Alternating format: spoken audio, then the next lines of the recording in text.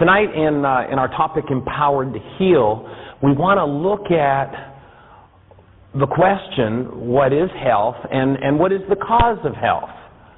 If you look at the traditional approach in the world, what you'll find is that in order to find health, our billions of dollars are usually spent researching disease. And we're going to look at the idea that that just might be a backward approach, and that maybe health is about something else than an absence of disease. And what is its definition? What is health really? And the best definition I've been able to come up with for health is not that health is an absence of symptoms or pain, but that rather health is living in our natural condition, living as the being that we are. Now, if you look at the most ancient teachings tell us that we're made of the stuff called love.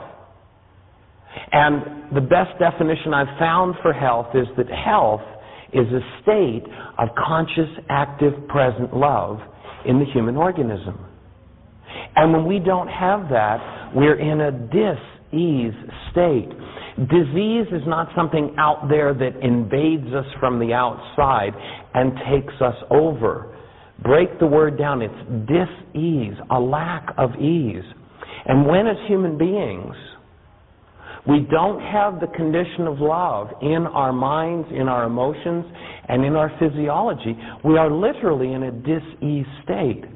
And that creates a disturbed physiology that leads to what we call organic disease. You know, if you look into most of the schools of healing, they've recognized the thing that they call the second-year syndrome. And the second-year syndrome is what happens in schools of psychology and different schools of healing, where the people studying diseases develop the diseases they're studying. A statistically significant number of specialists die of their specialty. Heart specialists die of heart disease. Cancer specialists die of cancer. Why? Well, in the workshops that we've done in the previous evenings, we've posited the theory that you and I, we are creative beings. If we are creative beings, how is it that we create? Well, science doesn't particularly talk about that, but if you go back to the ancient Aramaic language, in the opening words in the book of John, where we're told it says, "In the beginning was the Word, and the Word became flesh," it doesn't say that in Aramaic. What it says in the ancient Aramaic is that in the beginning was the mind energy, and the mind energy became flesh. We were told how it was that we create what happens in our lives. And if we have an intense focus on the vibration, on the energy of disease, what is it that becomes organized? What is it that falls into place in our organic structure? And I'd offer that with an intense focus on disease, we tend to develop diseases. Now, if you look at those who would purvey the things that suppress the symptoms of disease, you'll notice that wherever they're advertised, generally speaking, the first thing that's done is an intense emotional focus on the disease process. Why is that? Does somebody know what they're doing? I mean, think about it. You see the child suffering and the worried parent, and you're drawn into that picture. With what? An intense focus on the disease process, and then pops in the solution. Well, we're going to take a different perspective than that, and we're going to look at how it is that we as human beings create, and how we move into the state where we are empowered to heal. That each of us carries with us an energy and a capacity. And that energy and that capacity can make of us disease producers or producers of healing. And it depends how we take charge of our own mind energy system. Again, look at those words. In the beginning was the mind energy.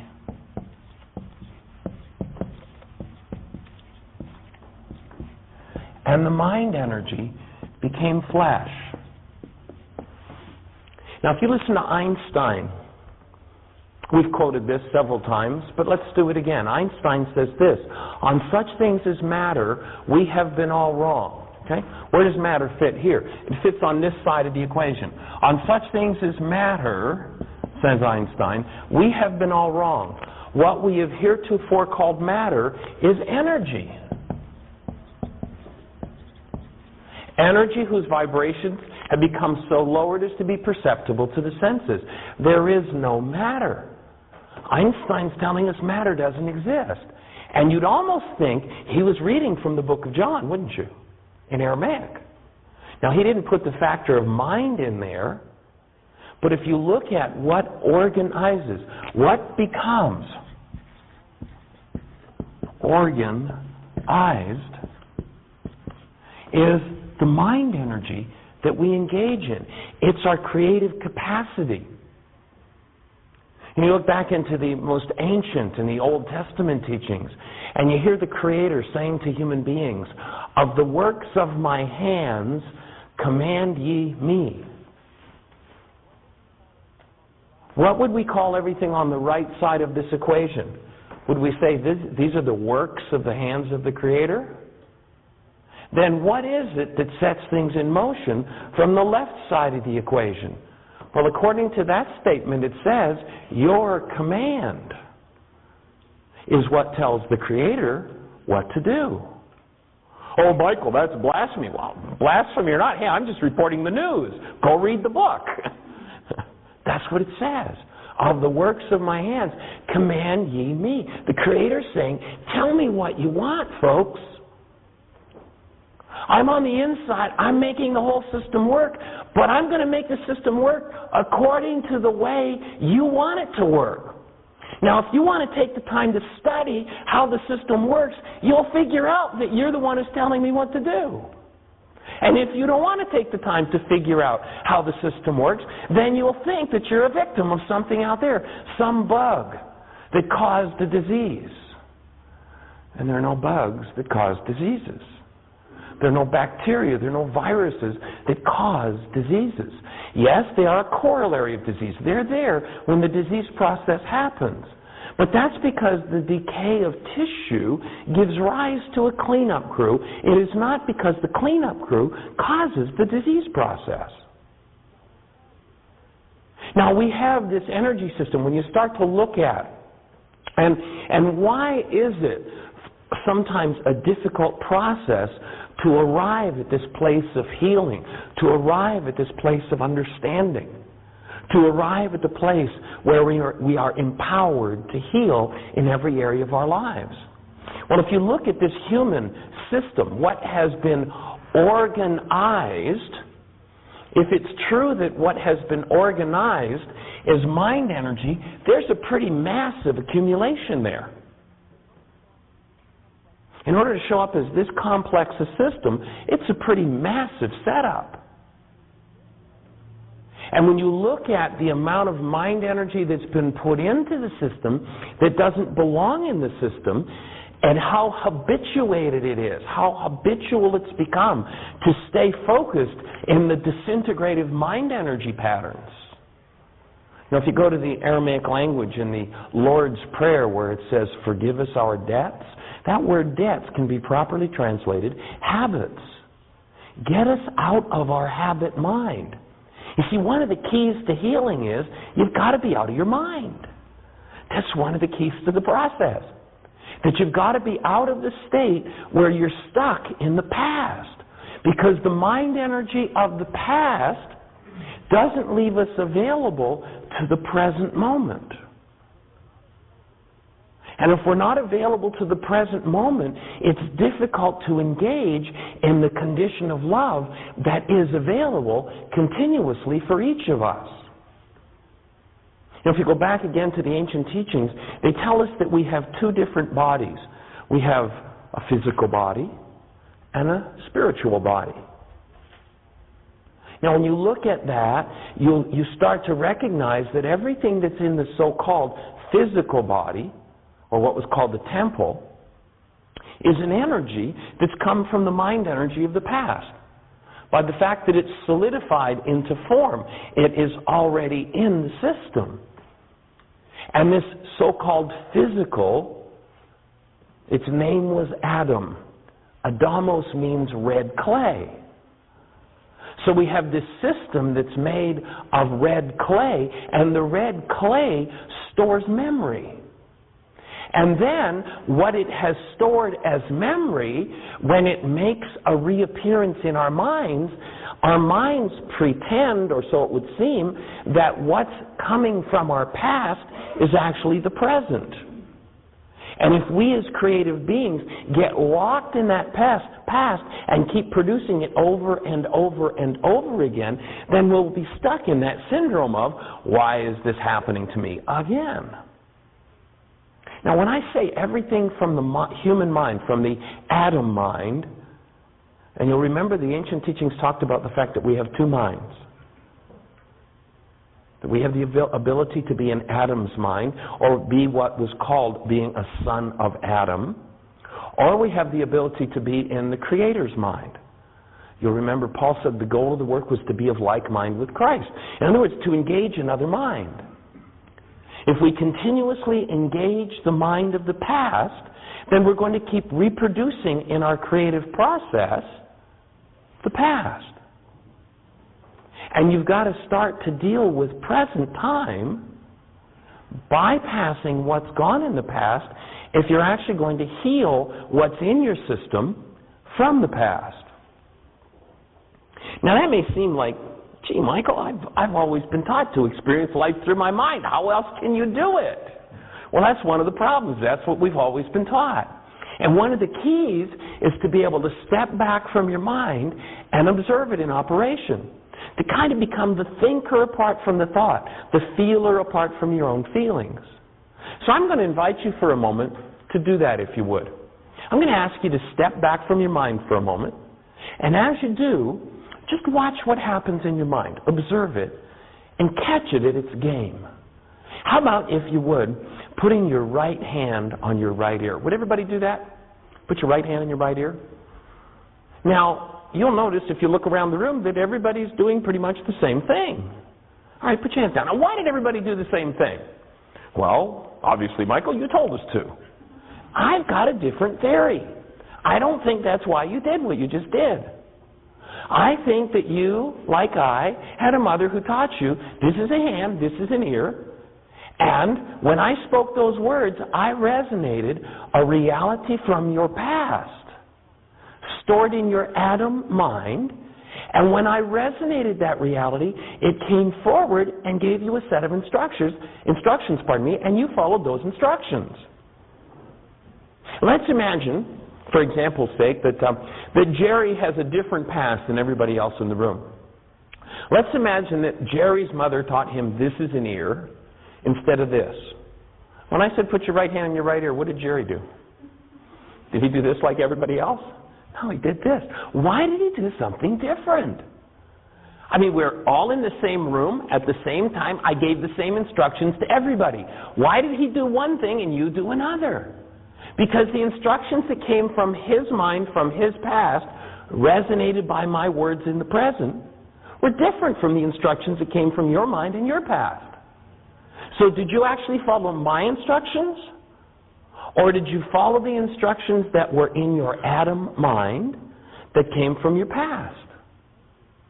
Two totally different behaviors based upon what was in the past. Now, it can be difficult to catch the mind at its game at first, at its trap. And so building a time delay in can help to make it easier to catch the mind at its game. So I'm going to ask you once again to step back from your mind and observe it in operation.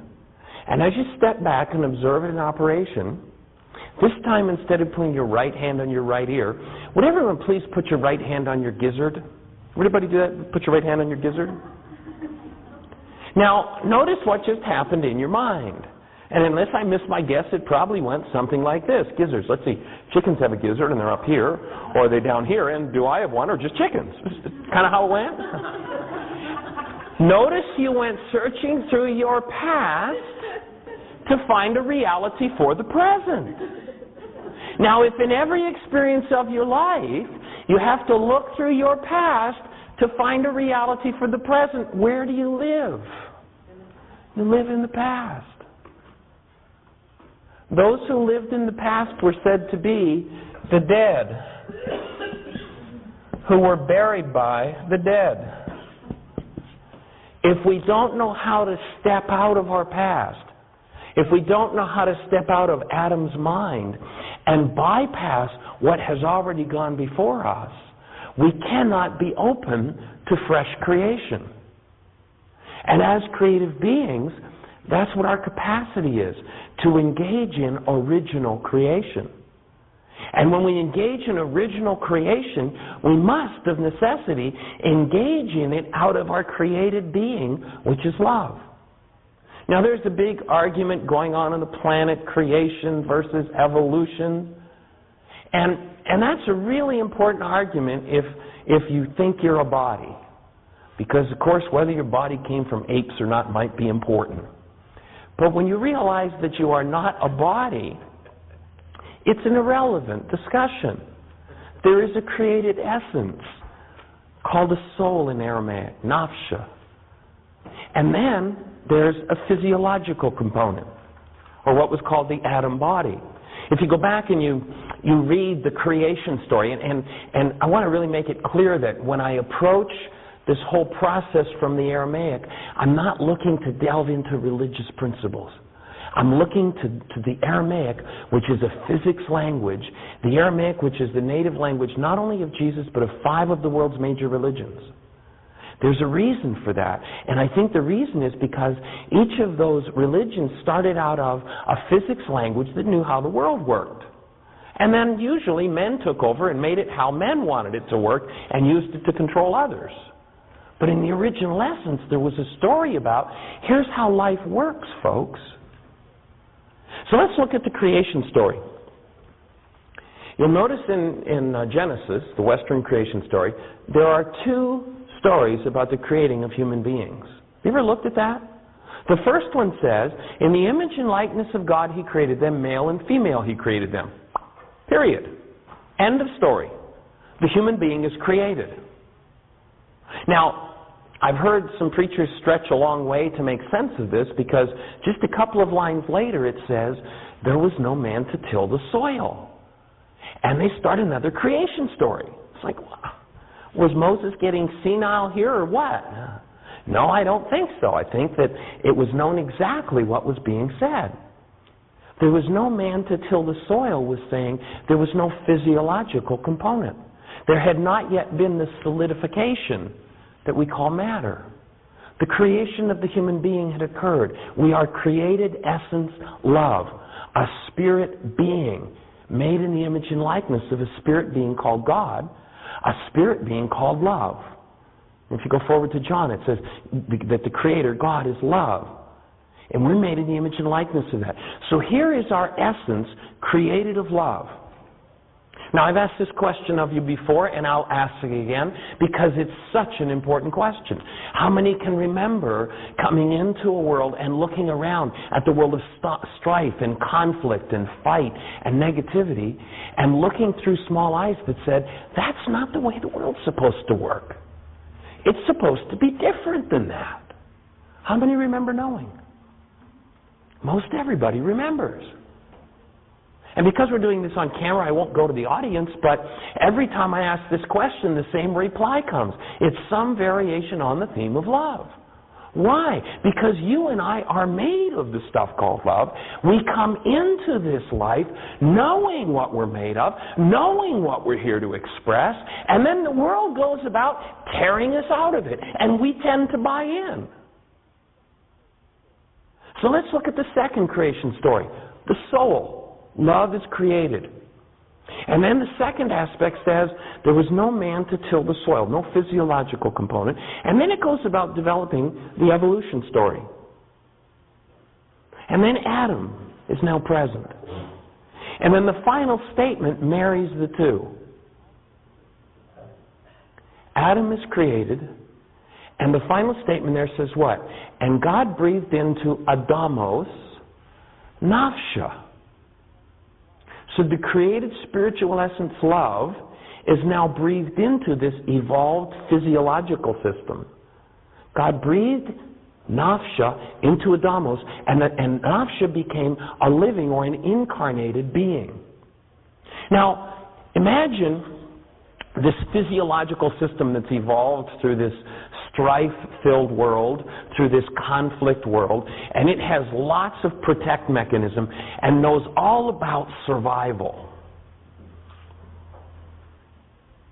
Survival is its game.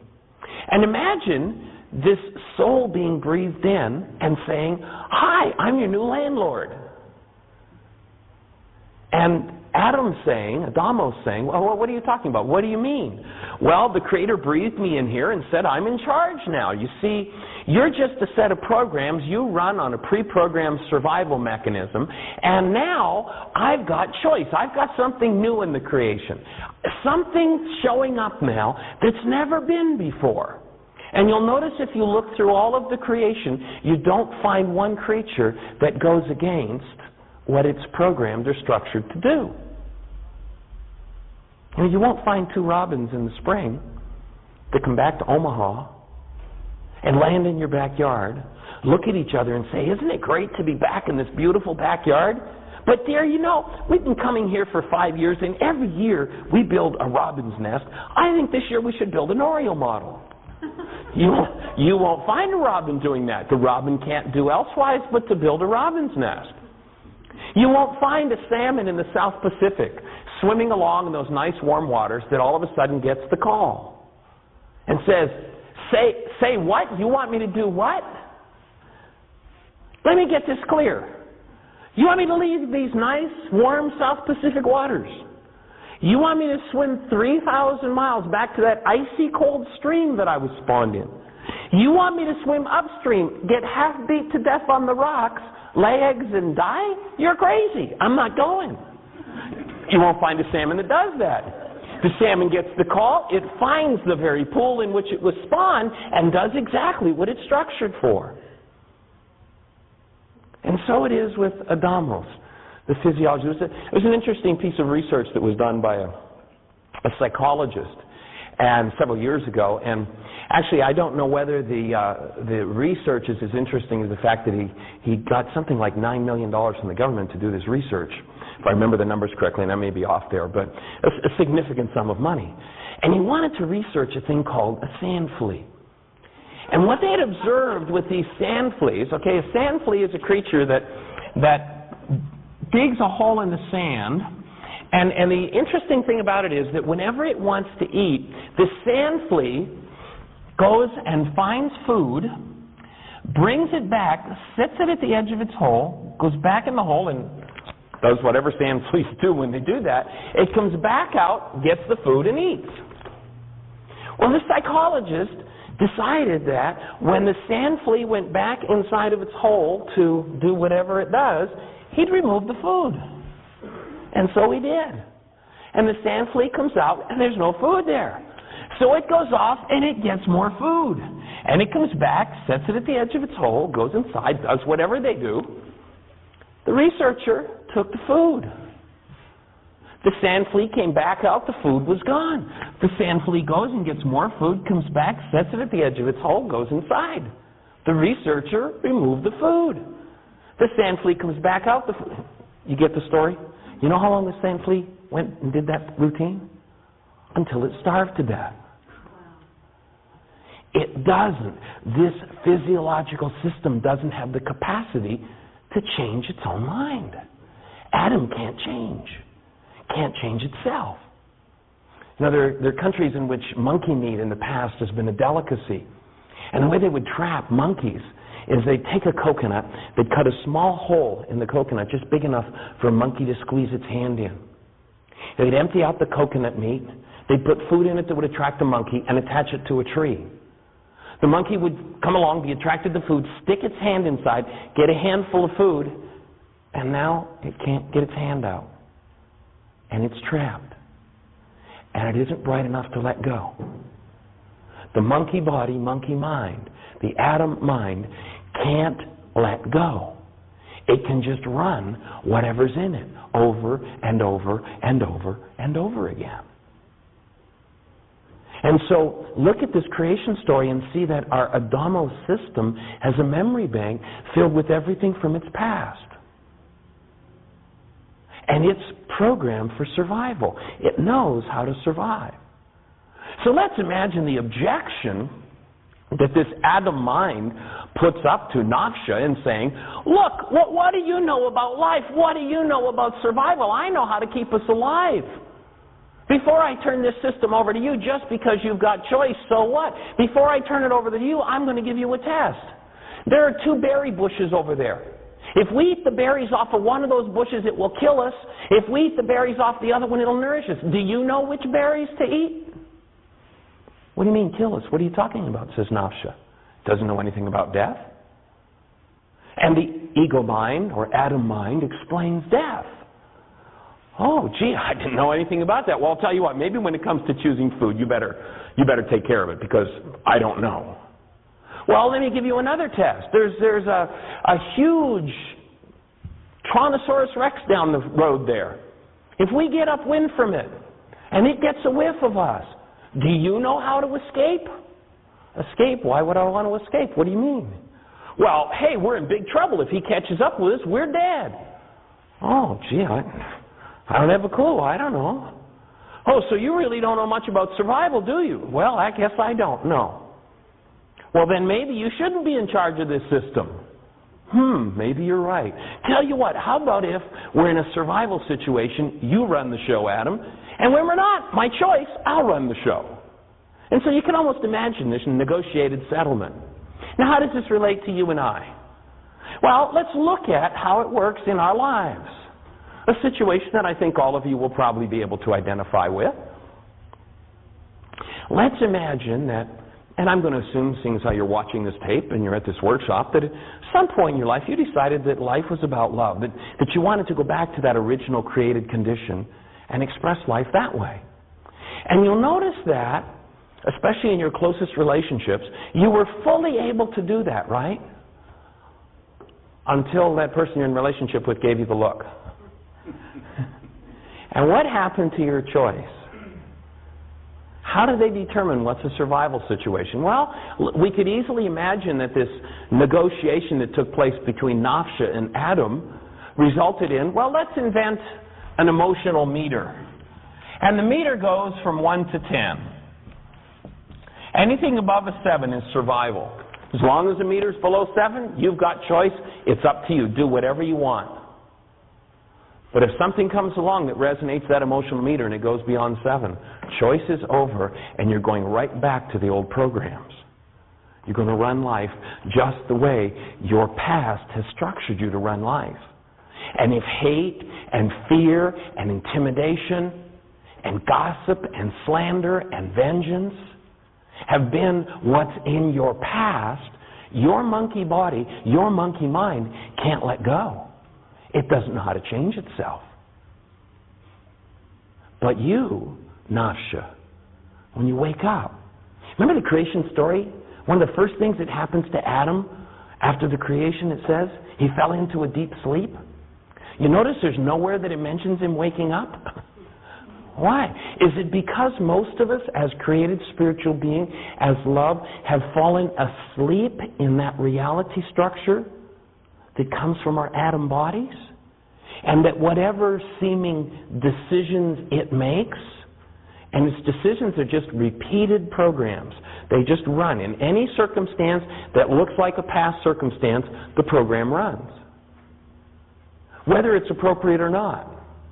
Gee, I want to create love and support nurturing my relationship, but if somebody gives me the look, well, gee, when I was 3 years old, that meant this 280-pound Hulk was going to come down and beat me with the belt. So now here I am, 40 years later, in a relationship with someone I love dearly, and they turn their head just the right way to resonate that old reality. What happens? Choice is gone. This is survival. And though now I'm dealing with the person that I love and not a 280-pound Hulk with a belt in his hand, what do? If I haven't forgiven, if I haven't removed that energy from my past, I'm going to play it out.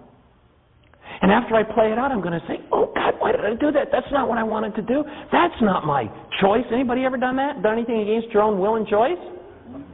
Do you see why it happens? It's because when the emotion meter hits 7, you don't have choice. You're going to run on automatic pilot. But where your choice lies in the healing process. And each of the tools, people will say to me oftentimes, well, Michael, how do I heal this situation? How do I heal this? How do I heal that? All of the above. That's all we ever talk about. Every tool we teach in this work is about how you remove the realities from the mind that don't belong there so that this emotional meter doesn't hit 7. And you don't fall into survival where there's no survival issue involved. And so to wake up to who we really are and to take charge of this system and make real choices and remove from it that which does not belong in it is one of the keys to being empowered to heal. It's one of the ways that we wake up to who we are. So health, I would offer, is a state where we embody in our minds conscious, active, present love continuously. And when there is something less than love, we remove it. We take it out of the system. And we step back into who we really are as created spiritual essence, as love. And when we're able to presence love in our minds, whatever of those old realities that come forward that no longer serve us, those survival realities, by the simple exposure to love, by the capacity to hold love, conscious, active, and present, when one of those old emotional meter issues comes forward, it literally creates a transmutation of energy, which tomorrow, if we face the same circumstance that today locked us into an old behavior we'd rather not do, by having exposed that old behavior to love, it changes. It diffuses the energy. It's called the process of forgiveness. Forgiveness in the ancient Aramaic language means a tool for changing a reality in your mind. So if there is a reaction, break that word down, react. How did you react to that situation? In other words, how did you do an act that you'd been taught to do on a previous occasion?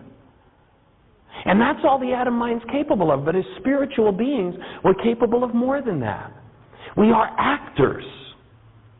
And we are capable of engaging in original creation, of bringing into every circumstance in our lives the being that we are, the love that we are.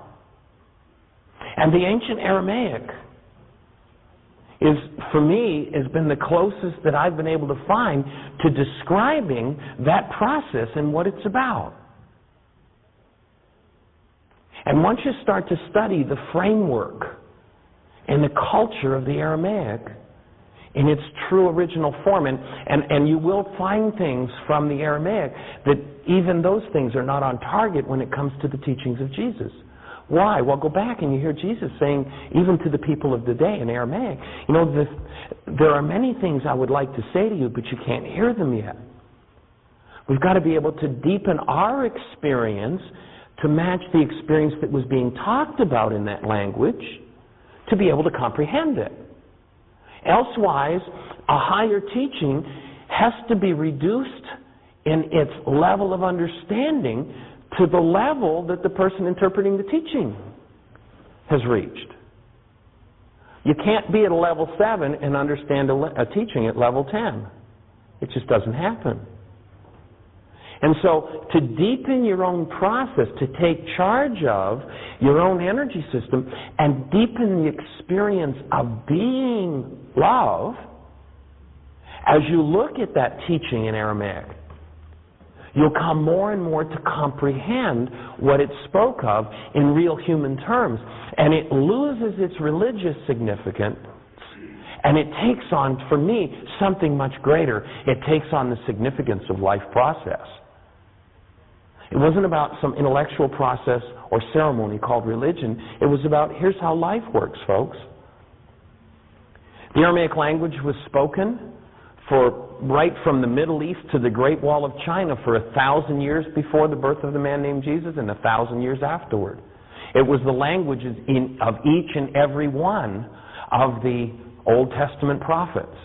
It was the language of Baha'u'llah. It was the language of Zoroaster. It was the language of the Old Testament scholars. 5 of the world's major religions. Why did they stay around? Because of their level of understanding. Why is it that we want to go back to that language and that culture to gather an understanding? Well, let's use an example. Let's imagine that we go to the jungles of South America and we follow a fellow who has done a 5-day trek, and he's 20 miles from his home. He's farther from his home than he's ever been. And he lives a jungle existence within his culture. He has never been out of those huge jungles in South America, and he's never experienced anything like modern civilization. Now let's imagine being 20 miles from home. All of a sudden he hears this roaring noise. And he goes to the edge of the jungle to inspect, and he sees this huge yellow animal with round legs, running back and forth in the jungle, just knocking down trees left, right, and center. And then he watches another huge animal come along and lay down this black surface over everything where the trees have been knocked down. And I mean, over a period of days and weeks, he just watches from the edge of the jungle in amazement as this happens. And then all of a sudden, one day, he hears this roaring noise in the sky. And he looks up and he sees this huge bird, bigger than any bird he ever could have imagined. And imagine this bird lands, and it's an unusual bird in that it opens its mouth, which is on the side instead of the front, like every other bird he's ever seen, and it spits out live people. I mean, this is some kind of bird, eh? And then it eats more people and takes off again with a roar. Now, of course, you and I know what he's just observed, don't we?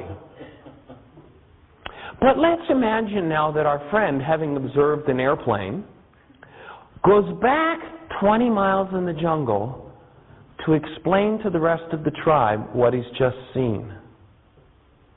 Can he speak one true word about what he's observed? I mean, let's think about it. He saw this huge bird that was shiny like the sun. It had no feathers. Its skin was as hard as rocks. Its eyes were huge. Its mouth was on this. Can he say anything true about what he's observed? Not possible, is it? What is he going to have to do to enable him to speak to those 20 miles deep in the jungle about what he's experienced with an airplane?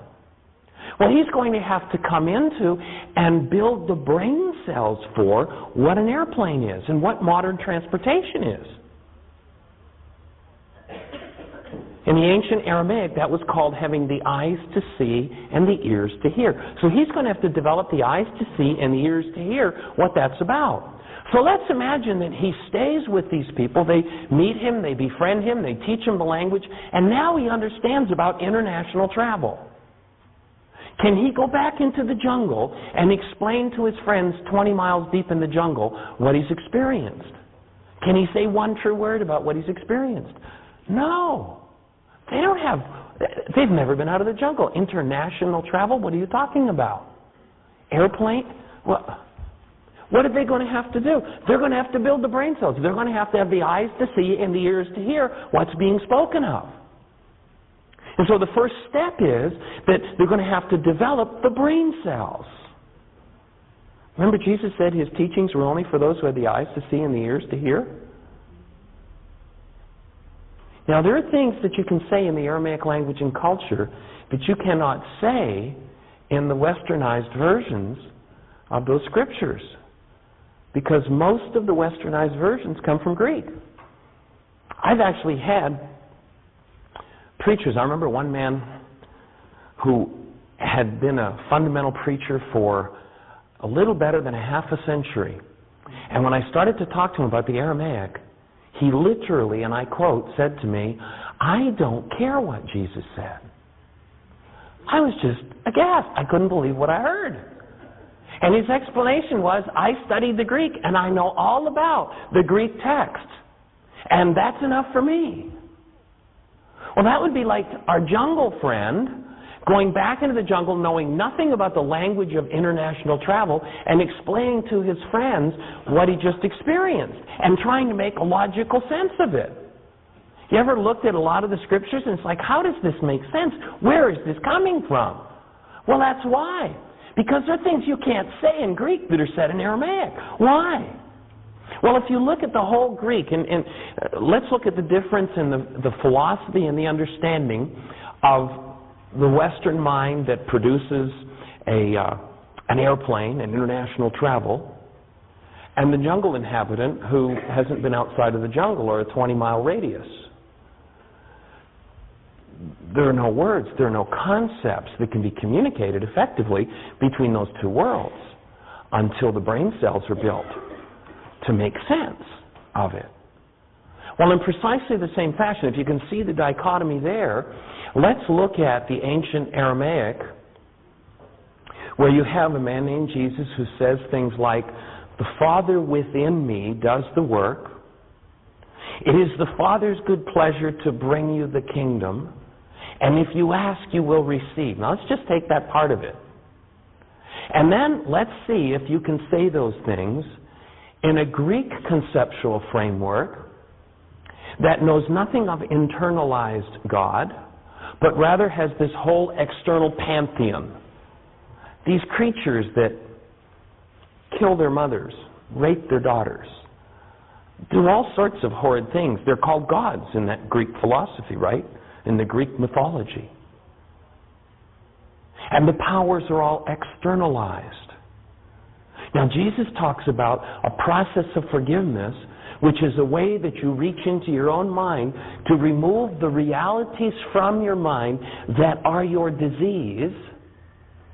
And then you go to the Greek language, which has externalized all the powers, and instead of forgiving, you start pardoning. Instead of a power within, it becomes some horrified power out there that's out to get us.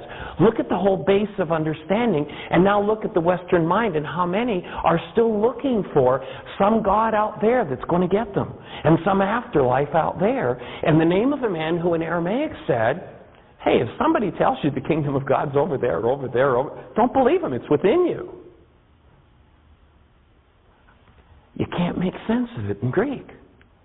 It's not until you go back to that Aramaic structure that the whole energy system starts to make sense. For me, when I first contacted the Aramaic, it was so exciting to me because my background was in electronics and physics. And what I immediately saw was this is a physics language. This language describes how life works. This language describes how this physiological system works. Mind energy organizes this world of flesh. This makes sense. And all of a sudden, when you go to that framework, the whole thing starts to fall into place. And it is built to liberate people. You go back and listen to Jesus, and he says, "Know the truth, and the truth will set you free." Now let's look at what is generally referred to in our culture as the beloved King James Version of the Bible. You know, if you went back and talked to the Founding Fathers, the Founding Fathers would not touch that book because it was government issue. It came from the king. The previous versions of the Bible did not support the divine right of kings. James said, "I want the divine right of kings in there." And he went about having a translation done. Now, let's look at the structure in England at the time when James had that book written. The way the culture was organized was sort of on a pyramid level. You know, pyramid schemes in our culture are illegal, right? Why? Because it turns over everything from the bottom levels to those at the top, and the people on the bottom end up losers.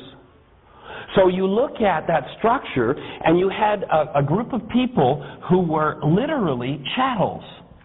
They were owned by the property owners. The whole base of the pyramid in that culture were people who, if the overlord sold his lands, everybody breathing, by the way? If the overlord sold his land, the people went with it. They were owned. They were property. Now, you don't have to look very deeply to see, you just look at the word that was used to describe them. What were they called?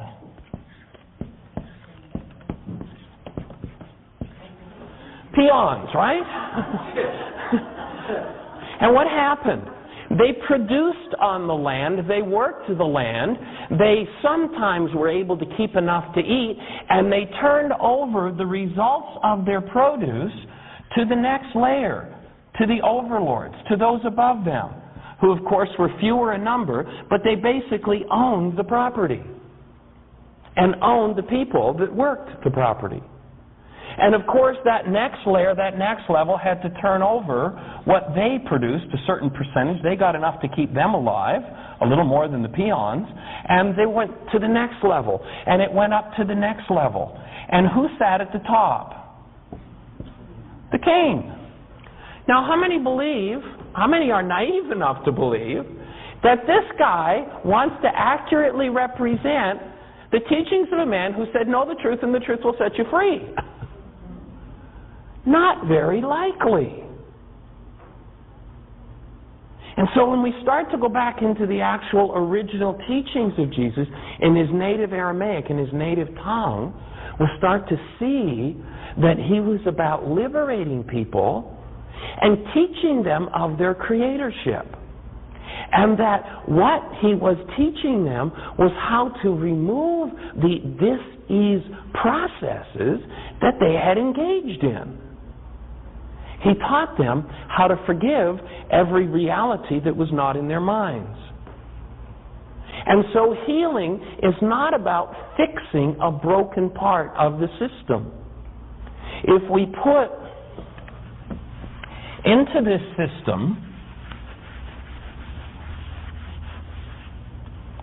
an energy, look at this thing as an energy system, and we put into it an energy that does not belong in it, wherever we store that energy, we set up a dis-ease process. The process of healing is not the process of suppressing the symptoms that reflect in the organized state, in the organic structure, but rather the process of healing results from removing what does not belong in this system. Removing the overlays that we've put in it that block its original intelligence, its original capability, and its natural state of health. So if we're ready to look at the problem, we get to see what's really going on. Now I'd like to move from the ancient physics language of Aramaic into some modern writing, and I'm going to read some work from a man named Fred Alan Wolf. Fred Alan Wolf is a physicist. He's a former professor of physics at the University of Paris and at San Diego State. And here's what he says. He says the only mystery, let's look at the world and look at physiology now from a physicist's point of view.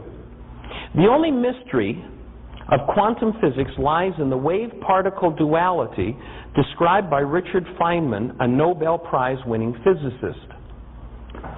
He says that atomic objects, electrons, protons, neutrons, etc., sometimes behave like particles and at other times behave like waves. In other words, what do we have?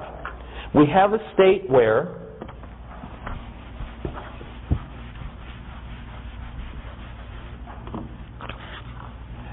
this thing we call matter is spread out over space as a wave, or it collapses and becomes a particle.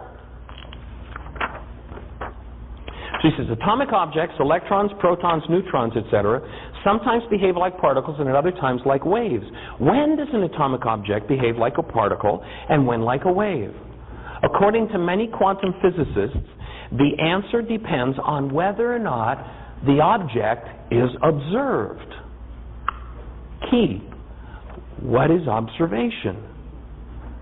The action of simple observation causes the wave to collapse, producing a particle. Nobel laureates Eugene Wigner, Brian Josephson, and many other physicists believe that this action of consciousness is a fundamental event beyond physics. Fred Alan Wolf goes on to say, we view it as the action of consciousness. Without such actions, the world and all of its participants would remain wispy, ghost-like quantum waves, and there would be nothing physical at all. Now, what is this thing we call the observer? Well, when you recognize we live in an energy universe, let's do something here with color that'll kind of demonstrate what we're talking about. Let's imagine that we have a blue potential. Let's imagine that we have a wave that is a red potential. We have a green potential.